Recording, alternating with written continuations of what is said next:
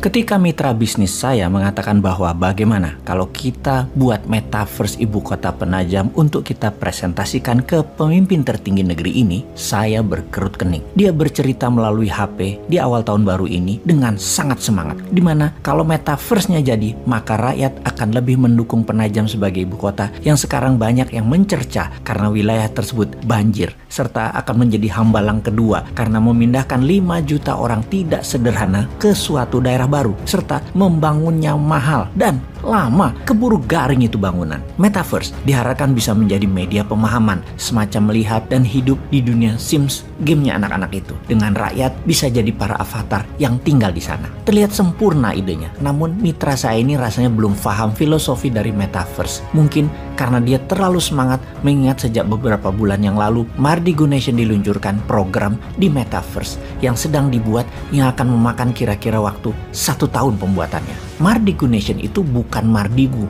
bukan Bosman World. Mardigu adalah kependekan dari filosofi perjalanan kehidupan yang mana mbah saya berikan kepada saya.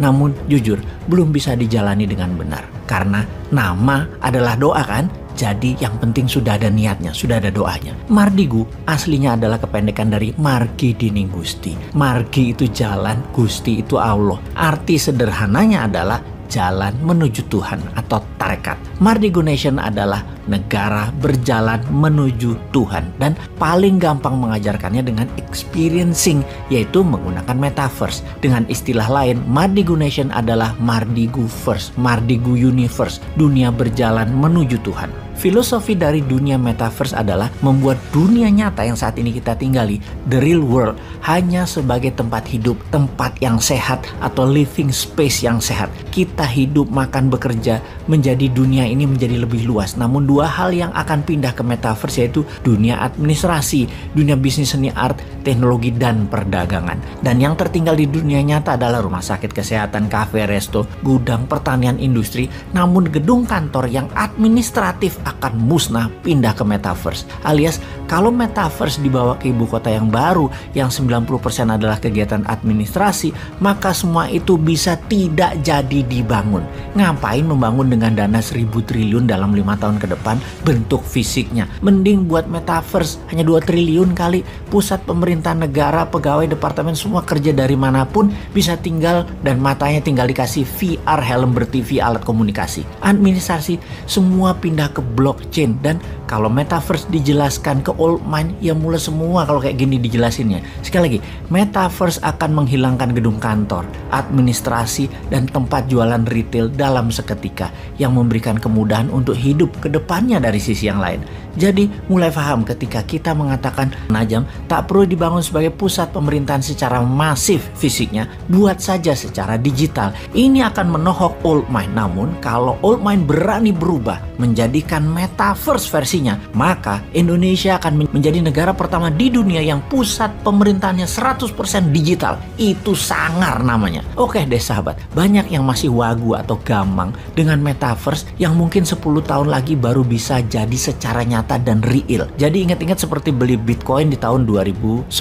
Kalau kamu punya $100 beli di tahun 2010, maka di tahun 2021 kemarin nilai uang kamu adalah $12 juta.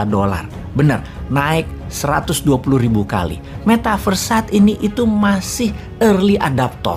Mau ambil peluang di metaverse atau masih mau bikin fisiknya itu di Penajam, ya monggo. Semua ini nanti Anda kok yang dicatat dalam sejarah ke depannya, bukan kami. Kami mah punya usulnya revolusioner.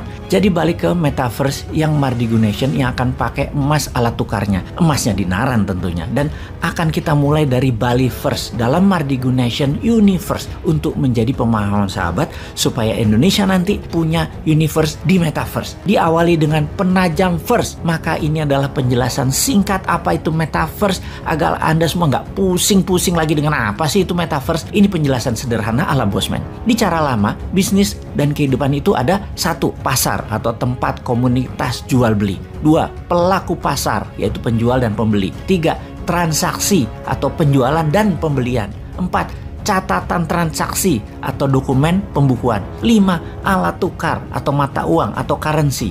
6. Dagangan, barang yang dijual beli. Jadi kemudian di metaverse bagaimana? Di metaverse itu begini. Metaverse itu adalah pasar, living space-nya.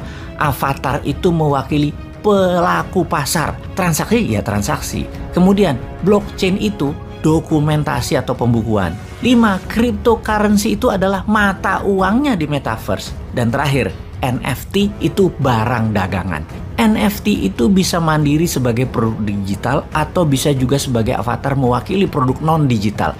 Sementara avatar itu adalah Anda yang dilengkapi dengan kecanggihan AI. Jadi bayangkan kalau manusia Indonesia di Penajam First adalah para avatar yang pada akhirnya bisa membuat dirinya di dunia nyata menjadi manusia unggulan beneran.